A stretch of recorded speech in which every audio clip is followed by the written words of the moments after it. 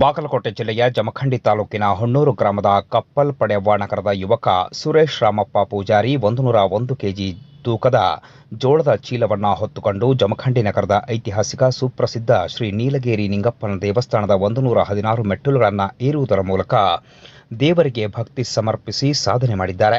ಇವರ ಸಾಧನೆಗೆ ಸ್ಥಳೀಯರು ಮೆಚ್ಚುಗೆ ವ್ಯಕ್ತಪಡಿಸಿದ್ದಾರೆ. ಜಮಖಂಡಿ ಭಾಗದಲ್ಲಿ ರಾಜ ಮಹಾರಾಜರ ಕಾಲದಿಂದ ಕುಸ್ತಿ ಪಟುಗಳಿಗೆ ಹೆಸರುವಾಸಿಯಾದ ನಗರವಾಗಿದೆ. ಹೀಗಾಗಿ ಸುರೇಶ್ ಎನ್ನುವ ಪ್ರತಿಭೆ 101 ಕೆಜಿ ತೂಕದ ಜೋಳದ ಚೀಲವನ್ನು ಹೊತ್ತುಕೊಂಡು 116 ಮೆಟ್ಟಿಲುಗಳನ್ನು ಏರುವುದರ ಮೂಲಕ ದೇವರಿಗೆ ಭಕ್ತಿ ಸಮರ್ಪಿಸಿ ಸಾಧನೆಗೈದಿದ್ದಾರೆ.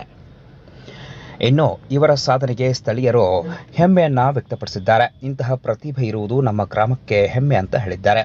ಇನ್ನು ಇವರನ್ನ ಪ್ರೋತ್ಸಾಹಿಸಿ ಅಭಿನಂದಿಸಲಾಗಿದೆ. ಸ್ಥಳೀಯ ಪ್ರಮುಖರಾದ ಬಾಬುರಾವ್ ಬಿರಾದರ್ ಅವರ ನೇತೃತ್ವದಲ್ಲಿ ಇವರನ್ನ ಅಭಿನಂದಿಸಿ ಗೌರವಿಸಲಾಗಿದೆ. ಇನ್ನು ಈ ಅಭಿನಂದನಾ ಕಾರ್ಯಕ್ರಮದಲ್ಲಿ ಮುರುಗೇಶ್ ಬಾಕೇವಾಡಿ, ಬಸವರಾಜ್ ಬಿರಾದರ್, ಲೋಕೇಶ್ ದೊಡ್ಡಮನಿ, ಪ್ರವೀಣ್ ಹಿರೇಮಠ್, ಹನುಮಂತ ಕಲಬುರ್ಗಿ, ತುಕಾರಾಮ್ ಮಾಂಗ್, ಲಕ್ಷ್ಮಣ್ ಪೂಜಾರಿ, ಸಿದ್ದಾರ್ಥ ಸೋಮನಾಥ್, ಸದಾಶಿವ ಮಾಂಗ್, ರವಿ ಸೂರ್ಯವಂಶಿ, ಗೋಪಾಲ್ ಮಾಂಗ್, ವೆಂಕಪ್ಪ ಮಾಂಗ್, ಗುರಪ್ಪ ಹೊನ್ನೂರ್, ಆಕಾಶ್ ಮಾಂಗ್, ಯಮಣಪ್ಪ ಮಾಂಗ್, ಪರಸಪ್ಪ ಕಾಲ್ತಿಪ್ಪಿ ಹಾಗೂ ಹೊನ್ನೂರು ಗ್ರಾಮದ ಗುರು ಹಿರಿಯರು, ಸ್ಥಳೀಯ ಯುವಕ ಮಿತ್ರರು ಕಾರ್ಯಕ್ರಮದಲ್ಲಿ ಭಾಗಿಯಾದರು. ಇನ್ನು ಇವರ ಸಾಧನೆಗೆ ಮೆಚ್ಚಿ ಶ್ರೀ ಹನುಮಂತ ಕಲಬುರ್ಗಿಯವರು ಸುರೇಶ್ ಪೂಜಾರಿ ಅವರಿಗೆ ಸನ್ಮಾನ ಮಾಡಿ ಗೌರವ ಸಮರ್ಪಿಸಿದರು.